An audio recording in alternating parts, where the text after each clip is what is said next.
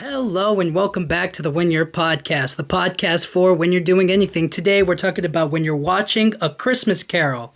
Now, there are a bunch of different versions of A Christmas Carol. You got like the Disney Mickey Mouse version, and then you got like maybe the Muppets version, and you got different. There, I think there's a live action one, pretty sure. But the one I want to focus on is the one starring Jim Carrey because he is a holiday favorite for me. He's in this movie. He's in, I think, he's in another popular holiday movie favorite that everybody knows and everybody loves. But I wanted to do this one on A Christmas Carol because I feel like, not that it gets slept on, but kind of like, there are so many different versions of it. And this was the one that I kind of was introduced to. I didn't really see the Mickey Mouse one until, like, I guess later on, or the Muppets version as well until later on. So this movie came out in like 2009, I think.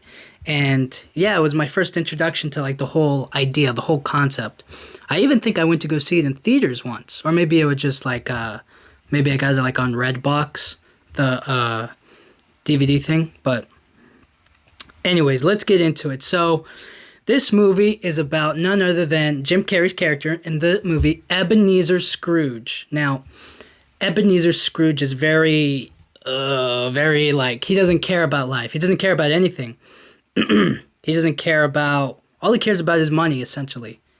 Which a lot of people only care about money, but he's just a bitter old man. He's just like, I'm going to get rich and take everybody's money and do this and do that and just be like, humbug it all, humbug this, humbug that.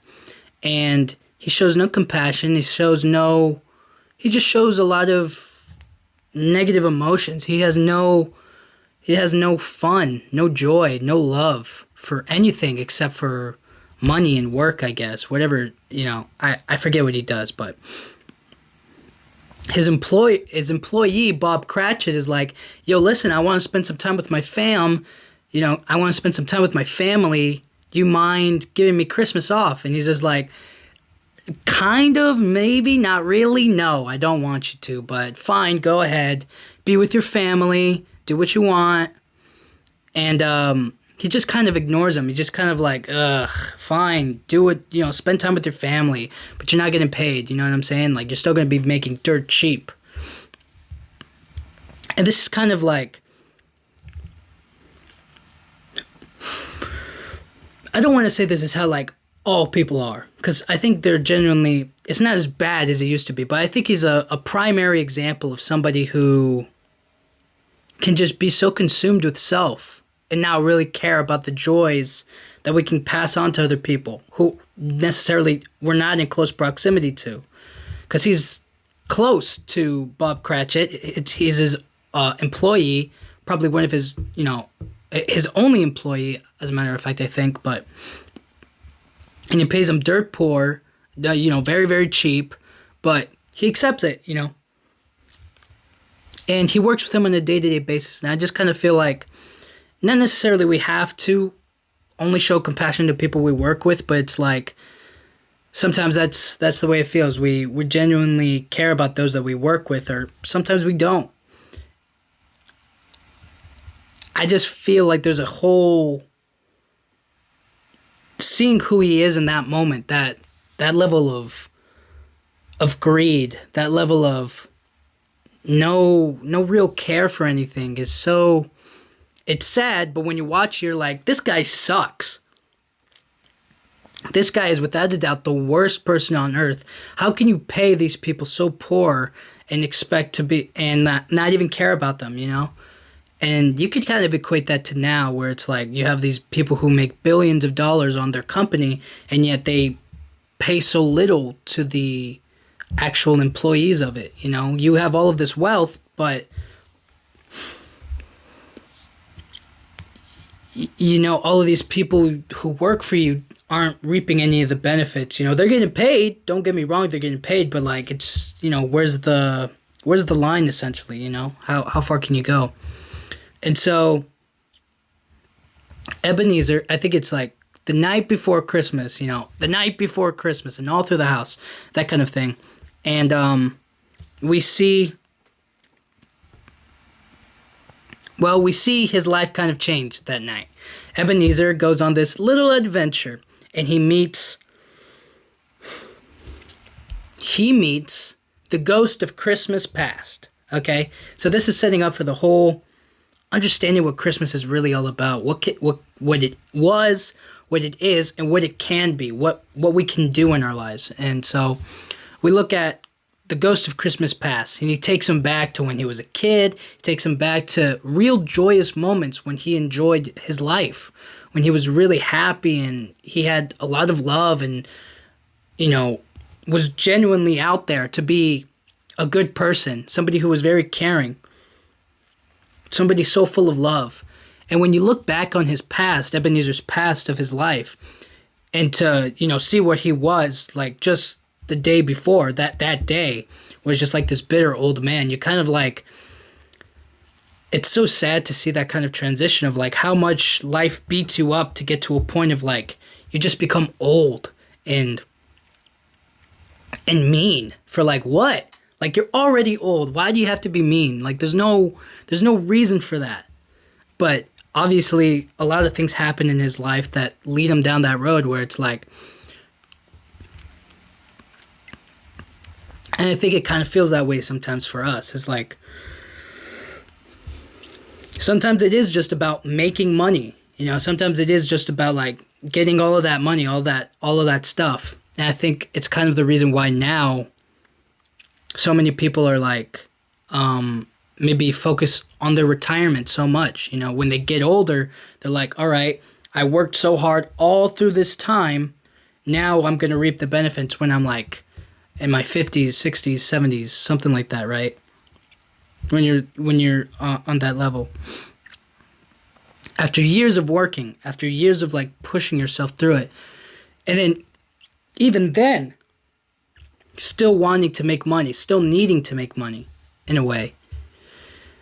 And so I just kind of feel like no matter what the past is that like, you don't have to be that. You don't have to be this angry, bitter, old person. You can choose what you want to be, no matter what's happened before, no matter what difficulties you've been through in your life. And so he just kind of takes them and shows them what was old, what was there, what's been there, And how I feel about it is, if I were Ebenezer in this situation, there would be so many great highlights, I feel, of Christmas pasts, so many good moments, and moments that I keep in my heart and I keep in my mind of like, that'll influence me to this day, that will still inspire me and give me great, to no end. I'll keep thinking about those moments of how like, this is Christmas. That's Christmas. This feels good. I like this kind of Christmas, that love, that joy, those good times. So the Ghost of Christmas Past is just showing them who you used to be. You used to be this fun-loving person, and sometimes we all need that. We all need a little smack to the face. We all need a little remembrance. We all need a little time to reflect on everything that we've been through, because sometimes we just live, but then we don't really process it. We don't really process the things that have happened to us. And then when we get to processing it, it's like, how do we heal from it? How do we grow better from it? How do we unlearn some of the things that we've been through? Some of the things that we've done to kind of protect ourselves or to maybe not hurt others. What am I thinking? I guess more of like to protect yourself, and in protecting yourself, maybe you kind of dismiss people, or you overlook people, or you don't treat people with the same level of respect.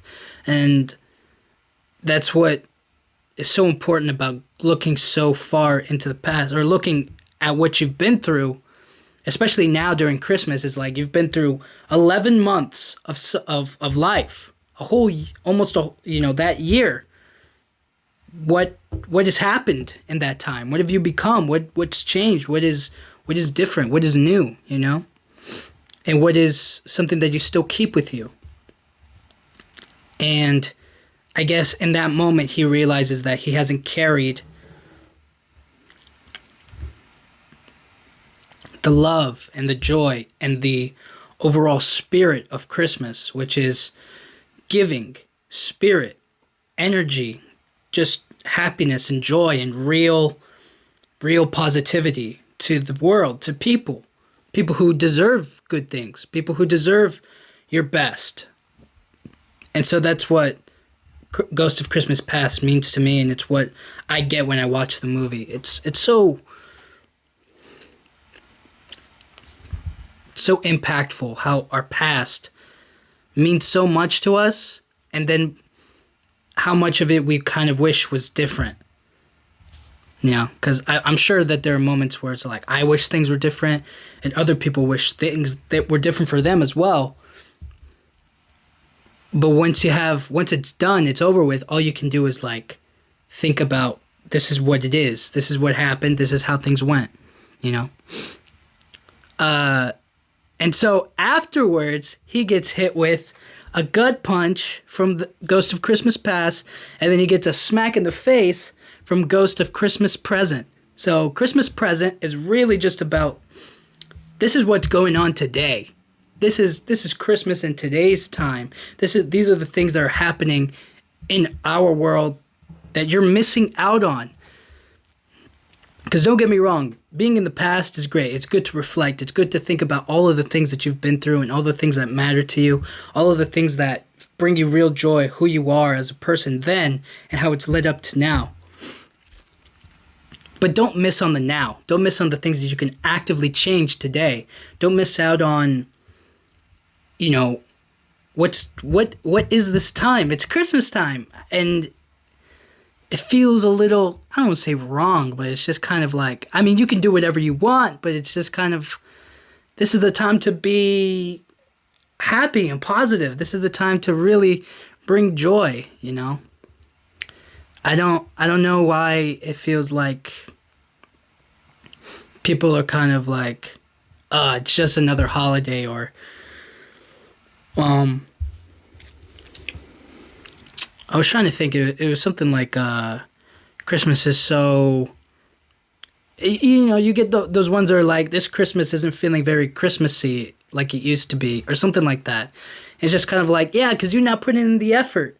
Maybe it doesn't feel like that because you're not making it what you want it to be. You know, I definitely am making this Christmas what I want it to be, and I want it to be full of joy, full of fun, and I definitely want it to be lighthearted. I want it to feel like none of the weight of the year is holding me back. It's like all of the energy that I have for this holiday, I want to express it while I can, and I can like start the new year fresh, you know what I'm saying? So that's how I feel. And so Ghost of Christmas Present just shows Ebenezer, hey, check out your employee.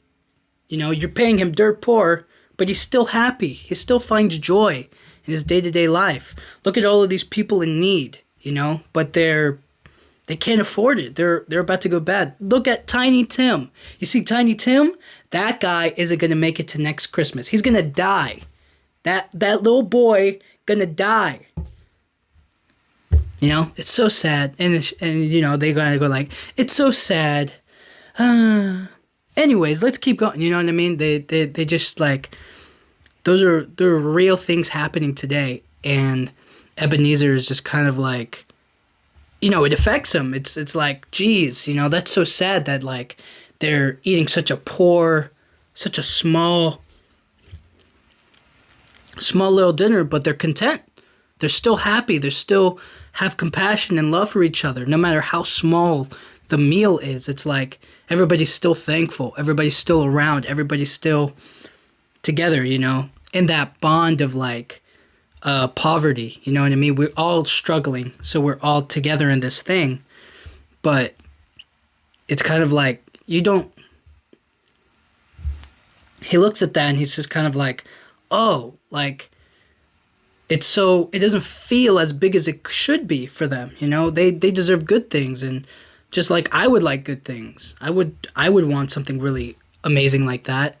And he's just looking at them and he's just like, man, Tiny Tim gonna die.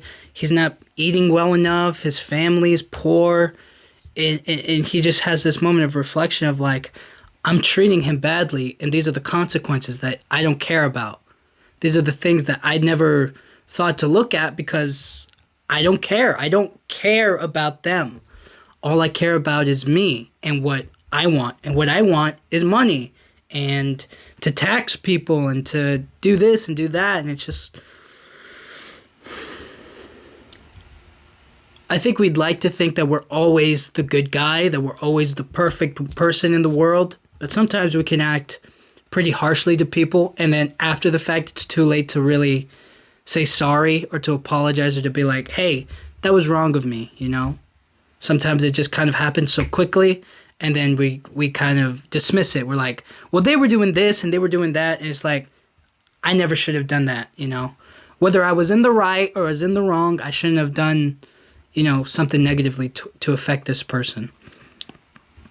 And that's kind of what he's feeling in this moment, in this present moment. He's just like, I'm really affecting this family today, and if they don't get the help that they need, if they don't get the money, if they don't get the food, if they don't have proper care, which money provides me, and I can provide them, and I can provide to a lot of people, they're gonna be, and you know, things are not gonna go well for them. So after that slap in the face, here comes a swift kick in the nuts. Here comes a swift, just a open wide shot. Something so, you know, just a quick little kick. Swift, so quick, but powerful, you know what I mean? Steel-toed boots of a kick. And it's the ghost of Christmas yet to come.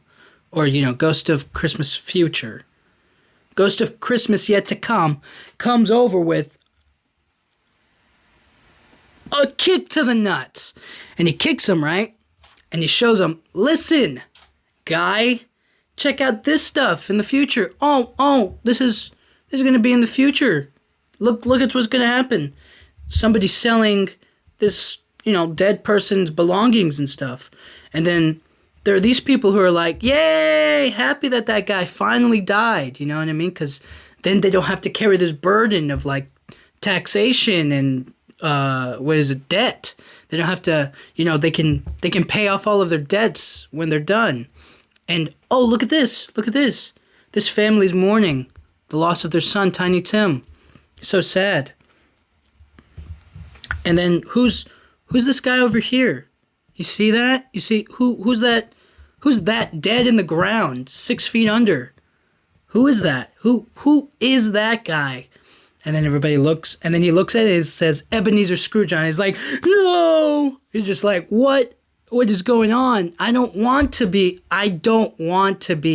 this hated guy with nobody who nobody cares about. Nobody cares about. People are actually happy that you're gone. People are actually excited and like, thank goodness we're done, you know? We're done with him. He doesn't have to be a burden on our lives anymore. And he's just like, why? Why is this happening? What's going on? What did I do? What did I do wrong? Where did I go wrong? You know, that's the future. That's what's going to happen. It's yet to come. And he's like, I want to change. I want to change. You know, we don't ever want to change until we're forced to, until something bad happens. Oh yeah. I'll change when, you know, something monumental happens. And you'd be surprised how often we are capable of change. You'd be surprised how capable we are to be something completely different, to be somebody who we never in 1,000 years would ever think about. Because, like, think of, you know, if you really put your mind to it, if I picked you up, right? Let's say I picked you up and all of a sudden I brought you all the way to, let's say, Australia, and I just threw you into a field of kangaroos, right? And they jump on you, they kick you, they punch you, they really beat you, right? You wouldn't know that you could live in that place and understand the rules of that area and really build a community around there. And maybe Australia was a bad example. So back that up. Maybe what if I dropped you in, let's say let's say Japan. Let's say I take you, I throw you over to Japan, and I say, survive. You know, you got nothing. You don't speak the language. You don't know anything. You don't have anything over there. It would be so crazy to see you go through the motions of like, hey, I need to learn how these people talk. I need to be able to speak the language. Then after you speak the language, I have to get a job. I have to work. I have to get a house. I have to or an apartment or whatever. I need to live somewhere. I got to do this. I got to do that. I got to get a car. I got to do whatever. And you would be capable of doing it. You're definitely smart enough to learn a language. You're definitely smart enough to get a job. You're definitely smart. You know, you're capable of so much. And yet we want to stay comfortable. We don't want to change. We don't want to be different. We don't want to go outside of what we think we know. We want to stay in that bubble, sort of. And that's when he's kind of like, I don't want to be that dead guy. I don't want to be forgotten or hated or not loved and appreciated. And it's a feeling that so many people have of like, what will I leave behind? What will be really my overall legacy? What will be my mark on the world? If there even is such a thing, you know? Because there's so many people that we remember in time. Like right now we remember some great people. But how much longer will we keep on remembering them? And what kind of mark will we have? Will we even leave an impression, you know? And sometimes it's just in our children. Sometimes it is just us doing that and living good, normal lives, being good people, and not leaving that big brand on the world. It's more about us impacting people and affecting each other's lives during our lifetime. And so he sees this, and he wants to be good. He doesn't want to be that person. And this is because throughout everything that he's been through that night, from looking at who he was, looking at what he can actively change, and if he doesn't, the future, what will happen to him. So finally, he wakes up, right? He's like, you know, he sees himself in hell or something, or he's burning, right? And he wakes up and he's like, he's in his room. He's like, oh, snap. Today's Christmas. I have a chance. I have a chance. Today is my day. Today is my time. Today is, if there was ever a day to really be the best person you could ever hope to be, it's Christmas. And he's like very excited to like do something good and positive and be given his life, you know, however short it is. I don't know how much time he really has left, but he does have time, and he can be the best version of himself. And so he goes out to charity, gives him a big load of coins, of gold coins. He goes up to his employee, Bob Cratchit, and is like, yo, what up, big dog? You know, you getting paid extra. And not only extra, you're getting paid extra. You're getting a raise. You're going to be able to provide for your family. Oh, and by the way, I'm buying a turkey for you. We're having Christmas dinner together. Don't forget that. Oh, and your boy Tiny Tim? Yeah, he's gonna be eating good tonight. He's gonna be living life. You know, we're gonna get him a doctor. We're gonna hook him up. He's gonna live. He's gonna live a long and healthy life. And he's just, you know, he puts Tiny Tim on his shoulders, and then Tiny Tim goes, "God bless us, everyone." You know, he does the whole thing. And in that moment, you just see that like he ends up being this committed to being good. He's committed to really embodying the Christmas spirit, which is giving and loving and caring. And what the story is trying to tell us is that it's not too late for him, it's not too late for us either. But don't waste that time, you know? And the Christmas spirit is so much more than just Christmas time. It's throughout the whole year. Holding on to that spirit of kindness, of compassion and love. And it's so needed right now. The world is so corrupted and it's withering, it's bending, it's about to break, but by being kind to one another, by genuinely caring for one another, by having that real love, we can do anything. We can really unite and do anything. We can be the best. We can be the best of ourselves. And that's all that people need. They need the best of us. And I like that message in this movie. And it tells me that it's never too late to do good. And I want to be the best version of myself. I am going to be the best version of myself. And I don't have to be visited by a bunch of ghosts to do that, you know?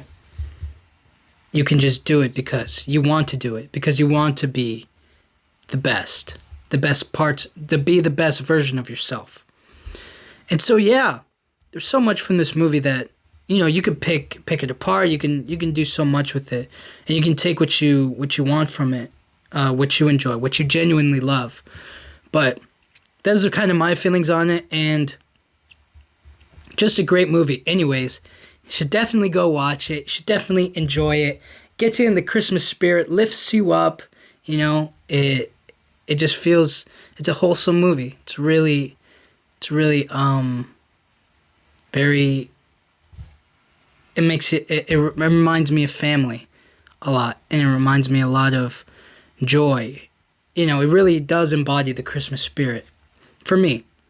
So, thank you guys so much for watching. I hope you guys liked this episode. Thank you so much for watching on YouTube and for listening on Spotify and anywhere else you get your podcasts. This is going to be a great Christmas. I feel it. I feel it in my bones. In my bones. I feel it. So, I have no idea. I swear I have no idea how to end these episodes. I always feel like, all right, that's it, you know? Or, you know, I try to just be like, that's it, it's over. But I don't want to do that. I want to kind of be like nice about it. Anyways, thank you guys so much for watching. I appreciate it so much. I hope you guys are having a wonderful Christmas time. And I'll see you guys on the next episode. Thank you.